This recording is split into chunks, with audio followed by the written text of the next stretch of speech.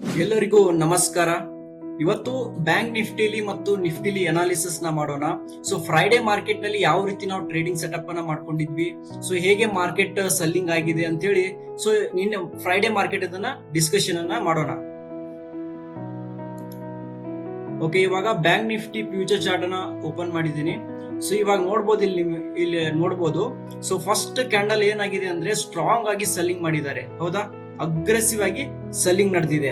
So selling ನಡೆದ್ಮೇಲೆ ಏನಾಗಿದೆ, price hold ಆಗಿದೆ, ಹೌದಾ?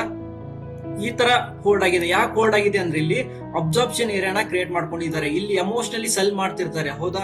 ಸೊ ಫಸ್ಟ್ ಕ್ಯಾಂಡಲ್ ದಲ್ಲಿ ಸೆಲ್ಲಿಂಗ್ ಆಗಿದೆ, ಅಗೇನ್ ಮತ್ತೆ ಸೆಲ್ ಮಾಡ್ಲಿಕ್ಕೆ ಬರ್ತಿರ್ತಾರೆ ಈ ಕ್ಯಾಂಡಲ್ ದಲ್ಲಿ.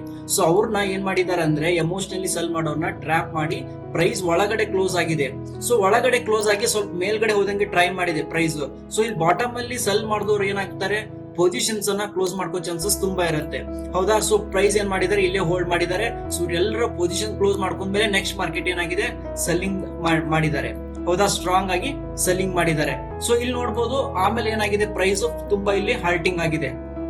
ಎಷ್ಟೋ ಜನ ಏನ್ ಮಾಡ್ತಾರಂದ್ರೆ ಸ್ಟ್ರಾಂಗ್ ಆಗಿ ಒಂದು ಸೆಲ್ಲಿಂಗ್ ಆಗಿದೆ, ಸೊ ಅದು ಆಲ್ರೆಡಿ ಗ್ಯಾಪ್ ಡೌನ್ ಆಗಿದೆ, ಮತ್ತೆ ಪ್ರೈಸ್ ಏನಾಗಿದೆ ಫುಲ್ ಬ್ಯಾಕ್ ಹೋಗಿ ಸೆಲ್ಲಿಂಗ್ ಆಗಿ ತುಂಬಾ ಸೈಡ್ ವೇಸ್ ಆದ್ಮೇಲೆ ಮತ್ತೆ ರಿವರ್ಸಲ್ ಆಗುತ್ತೆ ಅಂತ ಹೇಳಿ ಏನ್ ಮಾಡ್ತಿರ್ತಾರೆ ಅಂದ್ರೆ ಮತ್ತೆ ಬೈ ಮಾಡೋರು ತುಂಬಾ ಜನ ಇರ್ತಾರೆ. ಇಲ್ಲೆಲ್ಲ ಬೈ ಮಾಡಿದವ್ರು ಏನಾಗಿದ್ದಾರೆ ಅಂದ್ರೆ ಟ್ರ್ಯಾಪ್ ಆಗಿದ್ದಾರೆ. ಸೊ ಅದೇ ರೀತಿ ನಾವು ಈ ಏರಿಯಾದಲ್ಲಿ ನಾವೇನ್ ಮಾಡ್ತಾ ಇದ್ವಿ ಅಂದ್ರೆ ನಾವು ಕೂಡ ಅಬ್ಸರ್ವೇಷನ್ ಮಾಡ್ತಾ ಇದ್ವಿ. ಸೊ ನಮ್ ಸ್ಟೂಡೆಂಟ್ಸ್ ಗೆಲ್ಲ ಯಾವ ರೀತಿ ಟ್ರೇಡಿಂಗ್ ಸೆಟಪ್ ನ ಮಾಡ್ಕೊಂಡು, ಸೊ ಎಕ್ಸಾಕ್ಟ್ ಆಗಿ ಇದೇ ಲೆವೆಲ್ ಅಲ್ಲಿ ನಾವೇನ್ ಮಾಡ್ತೀವಿ ಅಂದ್ರೆ ಸೆಲ್ಲಿಂಗ್ ಸೈಡ್ ಅನ್ನ ಟ್ರೇಡ್ ಅನ್ನ ಕೊಡ್ತೀವಿ.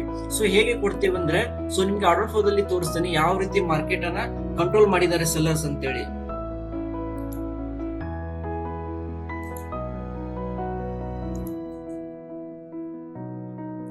ಓಕೆ, ಎಕ್ಸಾಕ್ಟ್ ಆಗಿ ನೋಡಿ, ಇಲ್ಲಿ ಒಂದು ಸ್ಟ್ರಾಂಗ್ ಸೆಲ್ಲಿಂಗ್ ಕ್ಯಾಂಡಲ್ ನ ಐಡೆಂಟಿಫಿಕೇಶನ್ ಮಾಡಿದೀವಿ ನಾವಿಲ್ಲಿ. ಇಲ್ಲಿ ನೋಡಬಹುದು ಅಗ್ರೆಸಿವ್ ಆಗಿ ಏನಾಗಿದೆ ಅಂದ್ರೆ ಸೆಲ್ಲಿಂಗ್ ಕಡೆ ಕಾಟ್ ಬಂದಿದೆ, ಹೌದಾ? ಕನ್ನಿ ಕಾಣ್ತಾ ಇದೆ ನಮ್ಗೆ, ಅಗ್ರೆಸಿವ್ ಆಗಿ ಸೆಲ್ಲರ್ಸ್ ಬಂದಿದ್ದಾರೆ. ಅಪೋಸಿಟ್ ಆಗಿ ಯಾರು ಬಯರ್ಸ್ ಕಾಣ್ತಾ ಇಲ್ಲ ಅಂತ ಹೇಳಿ ನಮ್ಗೆ ಕ್ಲೂ ಸಿಕ್ಕಿದೆ. ಸೊ ಅದಕ್ಕೆ ನಾವ್ ಏನ್ ಮಾಡ್ತೀವಿ ಅಂದ್ರೆ ಸೆಲ್ಲರ್ಸ್ ಇದಾರೆ ಅಂತ ಹೇಳಿ ಒಂದು ಝೋನ್ ಅನ್ನ ಹಾಕ್ತಿವಿ. ಸೊ ನೆಕ್ಸ್ಟ್ ಏನಾಗುತ್ತೆ, ಅದಕ್ಕೆ ಫಾಲೋ ಥ್ರೂ ಕ್ಯಾಂಡಲ್ ಮತ್ತೆ ಬರುತ್ತೆ.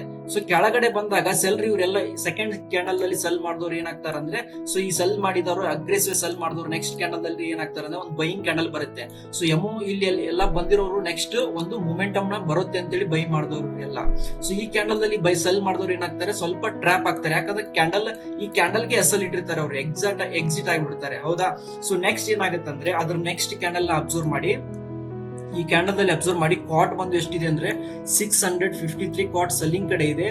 ಅದೇ ರೀತಿ ಬೈಯಿಂಗ್ ಕಡೆ ಕಾಟ್ ಬಂದ್ಬಿಟ್ಟು ಎಷ್ಟಿದೆ ಅಂದ್ರೆ 32 ಇದೆ. ಸೊ ಇಲ್ಲಿ ಸ್ಟ್ರೆಂತ್ ಯಾವ ಕಡೆ ಜಾಸ್ತಿ ಆಯ್ತು ಅಂದ್ರೆ ಸೆಲ್ಲಿಂಗ್ ಕಡೆ ಆಯ್ತು. ಅದೇ ರೀತಿ ಡೆಲ್ಟಾ ಚೆಕ್ ಮಾಡಿದ್ರೆ ಒನ್ ಟೈಮ್ ಮೀನ್ ಡೆಲ್ಟಾ ಚೆಕ್ ಮಾಡಿದ್ರೆ ಎಷ್ಟಿದೆ ಅಂದ್ರೆ 861 ಇದೆ.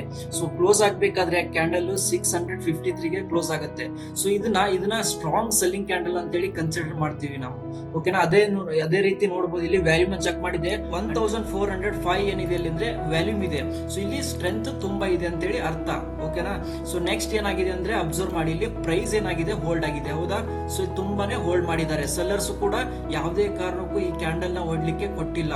ಅದೇ ರೀತಿ ಬಯರ್ಸ್ ಏನ್ ಮಾಡಿದ್ದಾರೆ ಅಂದ್ರೆ ಬೈ ಮಾಡ್ಲಿಕ್ಕೆ ತುಂಬಾನೇ ಎಫರ್ಟ್ ಹಾಕಿದ್ದಾರೆ. ಈ ಕ್ಯಾಂಡಲ್ ದಲ್ಲಿ ಕೂಡ ಆಯ್ತು, ಈ ಕ್ಯಾಂಡಲ್ ದಲ್ಲಿ ಆಯ್ತು. ಸೊ ಸೆಲ್ಲರ್ಸ್ ಕೂಡ ಅದೇ ರೀತಿ ಮೇಲ್ಗಡೆ ಹೋಗ್ಲಿಕ್ಕೆ ಪ್ರೈಸ್ ಅನ್ನ ಬಿಡ್ತಾ ಇಲ್ಲ. ಸೊ ನೋಡಬಹುದು ನೆಕ್ಸ್ಟ್ ಏನಾಗಿದೆ ಅಂದ್ರೆ ಪ್ರೈಸ್ ತುಂಬಾನೇ ಹೋಲ್ಡ್ ಮಾಡಿದ್ದಾರೆ. ಸೆಲ್ಲಿಂಗ್ ಆಗುತ್ತೆ, ಮತ್ತೆ ಪ್ರೈಸ್ ಏನಾಗ್ತಾ ಇದಾರೆ, ಸೆಲ್ಲರ್ಸ್ ಅಬ್ಸಾರ್ಪ್ಷನ್ ಆಗಿದ್ದಾರೆ. ಸೊ ಯಾವುದೇ ಕಾರಣಕ್ಕೂ ಮಾರ್ಕೆಟ್ ನ ಮೇಲ್ಗಡೆ ತಗೊಂಡ್ ಹೋಗ್ಲಿಕ್ಕೆ ಆಗ್ಲಿಲ್ಲ. ಸೆಲ್ ಮಾಡಿದ್ರು ಕೂಡ ಸೊ ಕಂಟ್ರೋಲ್ ಸೆಲ್ಲರ್ಸ್ ಮಾಡ್ತಾ ಇರೋದು. ಮಾರ್ಕೆಟ್ ಅಲ್ಲಿ ಇರೋದು ಸ್ಟಾಪ್ ಲಾಸ್ ಅಂತ ಆಗ್ತಾ ಇದೆ. ಸೊ ಮತ್ತೆ ಪ್ರೈಸ್ ಮೇಲ್ಗಡೆ ಹೋಗುತ್ತೆ, ಅಗೇನ್ ಮತ್ತೆ ಪ್ರೈಸ್ ಕೆಳಗಡೆ ಬರುತ್ತೆ. ಸೊ ಇಲ್ಲಿ ತುಂಬಾನೇ ಹೋಲ್ಡ್ ಮಾಡಿ ಏನ್ ಮಾಡಿದ್ದಾರೆ ಅಂದ್ರೆ ಬೈಯರ್ಸ್ ಅನ್ನ ತುಂಬಾನೇ ಟ್ರ್ಯಾಪ್ ಮಾಡಿ ನೆಕ್ಸ್ಟ್ ಏನ್ ಮಾಡ್ತಾರೆ ಅಂದ್ರೆ, ಸೊ ಇಲ್ಲಿ ನೋಡಬಹುದು ಅಗ್ರೆಸಿವ್ ಆಗಿ ಒಂದು ಸೆಲ್ಲಿಂಗ್ ಕ್ಯಾಂಡಲ್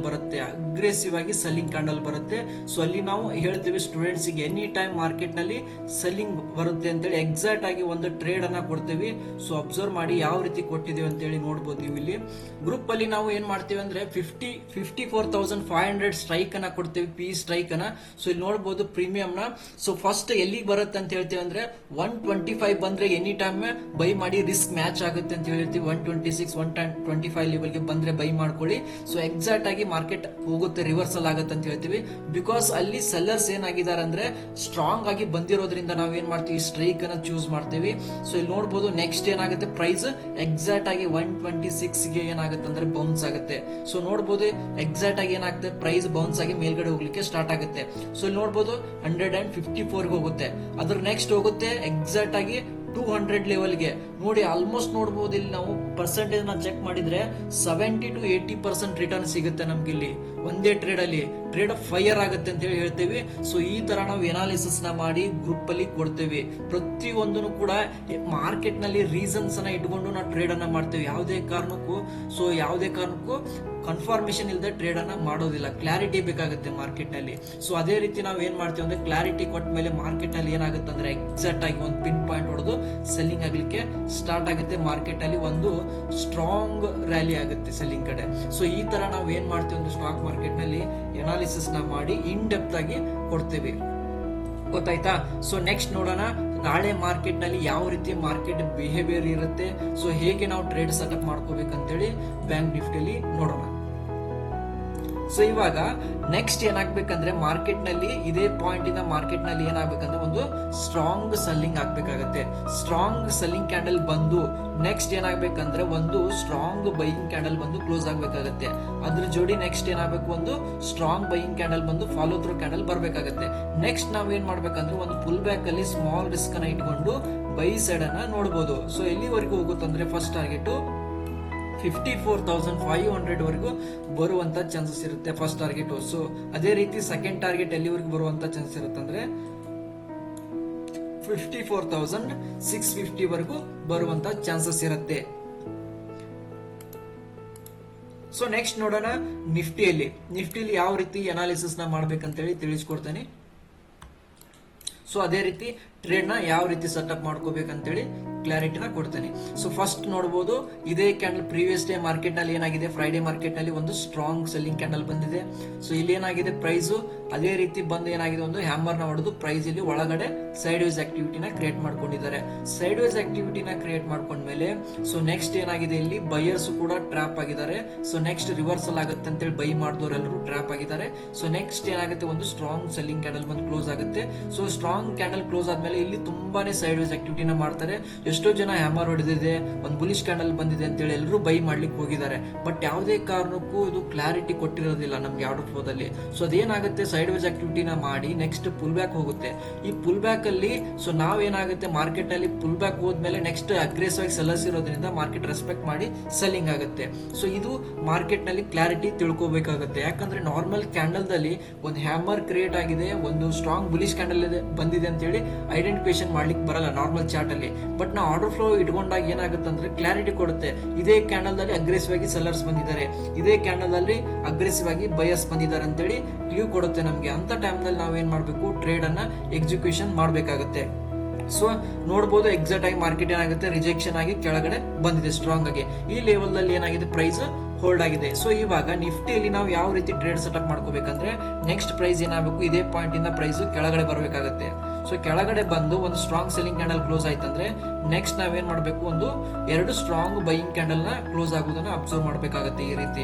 ಸೊ ಕ್ಲೋಸ್ ಆದ್ಮೇಲೆ ನೆಕ್ಸ್ಟ್ ನಾವೇನ್ ಮಾಡಬೇಕು, ಒಂದು ಫುಲ್ ಬ್ಯಾಕ್ ಅನ್ನ ಎಕ್ಸ್ಪೆಕ್ಟ್ ಮಾಡ್ಬೇಕಾಗುತ್ತೆ. ಫುಲ್ ಬ್ಯಾಕ್ ಬಂದಾಗ ನಾವೇನ್ ಮಾಡಬೇಕು, ಸ್ಮಾಲ್ ರಿಸ್ಕ್ ನ ಇಟ್ಕೊಂಡು ಬೈ ಸೈಡ್ ಅನ್ನ ನೋಡಬಹುದು. ಫಸ್ಟ್ ಟಾರ್ಗೆಟ್ ಬಂದ್ಬಿಟ್ಟು ಸೊ 24,750 ವರೆಗೂ ಬರುತ್ತೆ.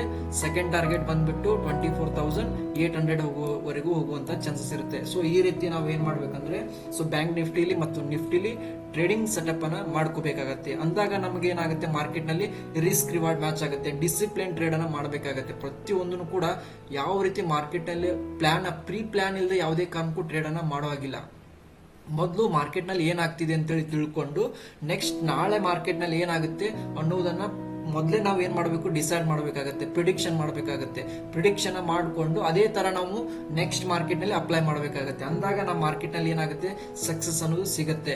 ಓಕೆ, ಸೊ ಇದೇ ರೀತಿ ನಾವು ಸ್ಟಾಕ್ ಮಾರ್ಕೆಟ್ ನಲ್ಲಿ ಪ್ರೀ ಮಾರ್ಕೆಟ್ ಬಗ್ಗೆ ಪ್ರತಿಯೊಂದನ್ನು ತಿಳಿಸ್ಕೊಡ್ತಾ ಇರ್ತೀವಿ. ಸೊ ಯಾವ ರೀತಿ ಟ್ರೇಡ್ ಸೆಟಪ್ ಮಾಡ್ಕೋಬೇಕು, ಹೇಗೆ ಮಾಡಬೇಕು ಟ್ರೇಡ್ ಅನ್ನ, ಲೈವ್ ಅಲ್ಲಿ ಸ್ಮಾಲ್ ರಿಸ್ಕ್ ಅನ್ನ ಇಟ್ಕೊಂಡು ಬಿಗ್ ಪ್ರಾಫಿಟ್ ಅನ್ನ ಹೇಗೆ ಎಕ್ಸ್ಪೆಕ್ಟ್ ಮಾಡ್ಬೇಕಂತೇಳಿ ಪ್ರತಿಯೊಂದನ್ನು ತಿಳಿಸ್ಕೊಡ್ತಾ ಇರ್ತೀವಿ. ಸೊ ಇದೇ ರೀತಿ ಅನಾಲಿಸಿಸ್ ನ ಮಾಡಿಕೊಡ್ತೀವಿ. ನಮ್ಮ ಚಾನಲ್ ನ ಸಬ್ಸ್ಕ್ರೈಬ್ ಮಾಡ್ಕೊಳ್ಳಿ, ಲೈಕ್ ನ ಮಾಡಿ, ಕಮೆಂಟ್ ಮಾಡಿ. ಸೊ ಎಲ್ಲವನ್ನು ಪ್ರತಿಯೊಂದು ತಿಳಿಸ್ಕೊಡ್ತೀವಿ. ಥ್ಯಾಂಕ್ ಯು ಸೋ ಮಚ್, ಎಲ್ಲರಿಗೂ ಧನ್ಯವಾದಗಳು.